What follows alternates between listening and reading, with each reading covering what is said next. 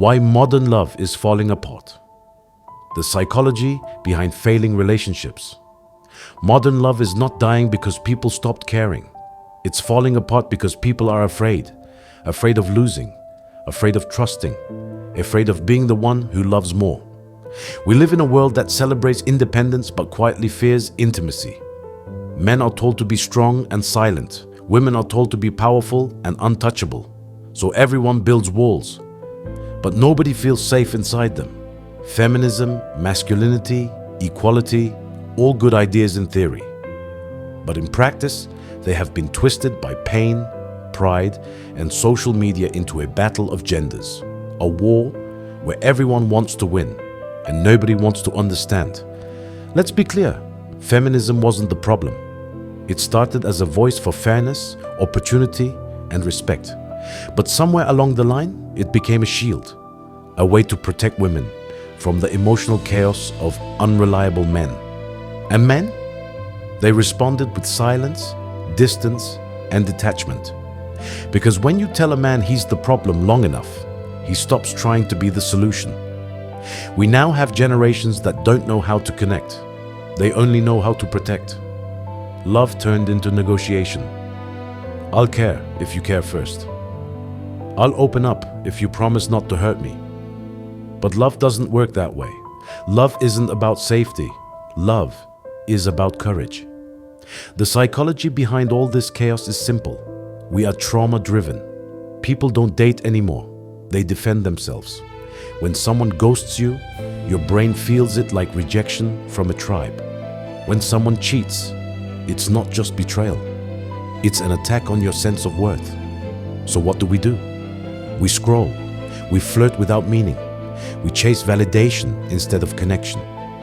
Men seek peace in silence. Women seek safety in independence. But both crave the same thing: to be seen, to be chosen, to be loved without conditions. Social media has become the new relationship therapist, and it's giving terrible advice. It tells women, you're the prize. Never chase this. It tells men, be the alpha. Never show weakness. Both sides lose because nobody's talking. Everyone's performing. The average couple today communicates more through memes and reels than through real words. We share relationship goals, posts, while silently falling apart. Psychologically, this is emotional fragmentation. We're splitting ourselves into digital versions that look confident but feel empty. The more filters we use, the less truth we show. The more followers we get, the lonelier we become. And loneliness, that's the real pandemic. Humans are wired for connection. But now, connection feels risky, outdated, and exhausting. We crave love, but fear losing our freedom. We want intimacy, but dread vulnerability. Here's the truth. The problem isn't that people don't want love anymore. It's that they want control more than love. Relationships have become power struggles. Who texts first? Who cares less? Who wins the breakup? We treat emotions like currency, only invest when the return looks safe. But real connection doesn't happen in control. It happens in surrender, in saying, yes, you can hurt me, but I trust that you won't. That's what love used to mean. Now it's become a performance, a highlight reel of who's doing better without the other. But deep down, every strong, confident person still lies awake at night thinking, will I ever find someone who understands me without needing to change me? The psychology of modern love is a story of fear and ego. Ego says, I don't need anyone. Fear says, what if I do? And they leave. So we love halfway, enough to feel something, but not enough to risk everything. Men today are lonelier than ever, not because they don't care, but because they're told vulnerability is weakness. Women today are more anxious than ever, not because they're emotional, but because they've been forced to be strong for too long. The balance is broken. We glorify careers, bodies, and success, but forget emotional literacy. We teach math, not empathy. We chase likes, not love. The human brain hasn't evolved to handle this constant simulation. Every dopamine hit from a notification replaces what used to be a heartbeat in someone's arms.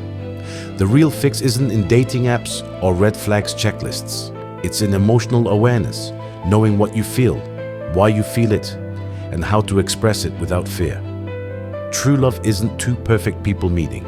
It's two imperfect souls choosing to stay when things get hard. We've forgotten that commitment isn't a cage, it's a mirror. It reflects your patience, your empathy, your capacity to grow. And if you run from every challenge, you'll only meet the same lesson in a new body. So the next time you say, "I'm done with love," remember, love isn't what hurt you. Your expectations did. Your pride did. Your fear did. The world doesn't need stronger men or tougher women. It needs softer hearts and braver souls. Because strength without compassion isn't power. It's pain in disguise.